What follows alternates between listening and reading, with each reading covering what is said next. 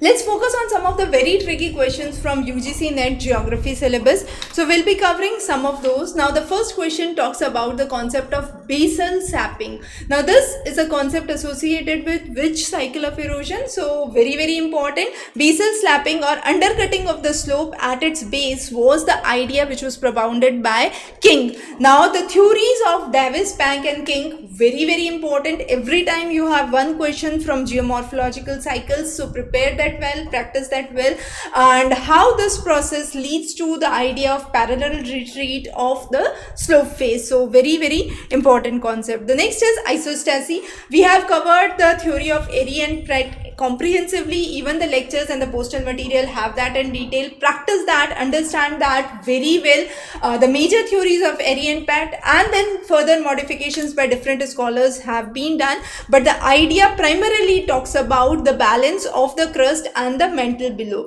So how this could be properly balanced and maintained, the idea of gravitational equilibrium, we could say, is really important to understand, and the crust which is lighter floats over the heavy mantle, right? So that's really important to understand. The next is the climatic classification. Koppen's model, Thornwhite's model, Trivarta's model are some of those important climate classification approaches. Now which of these is one which talks about empirically derived and statistical analysis of temperature and precipitation data? So of course it's Thornwhite's.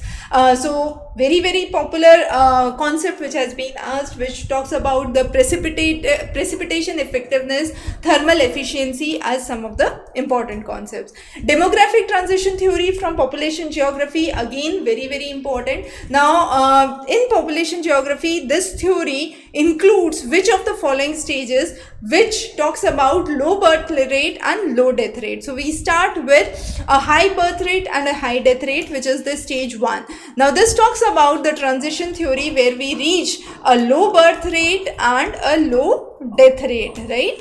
So low birth rate and a low death rate is usually in the stationary phase, the low stationary phase we would say, because now the birth rate is already stable and even the death rate is stable, so the population is on a stationary cycle. It's neither on an increasing cycle nor on a decreasing cycle, so it's on a low stationary stage. So that's again an important question.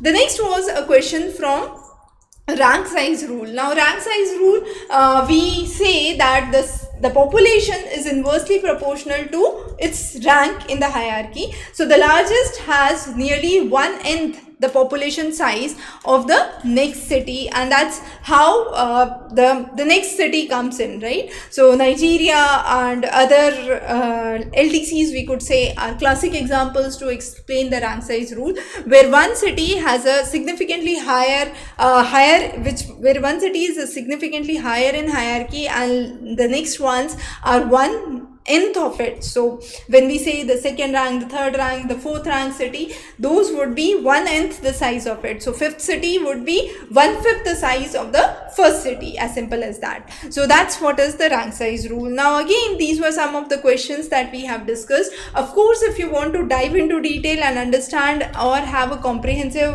viewpoint on the practice questions for geography, there are nearly 5,000 practice questions which are available for you, where you can understand the concepts and comprehensively go through those. For the notes, we definitely recommend you go through the postal material, because this is one of the most comprehensive content that we have created, which includes the revised 2019 syllabus and the topics of modernism, postmodernism, urban resilience, as we have discussed in the last class, the theories of Gordon Childe, the recent theories on urban development, the smart cities, and so on. So practice well, prepare well.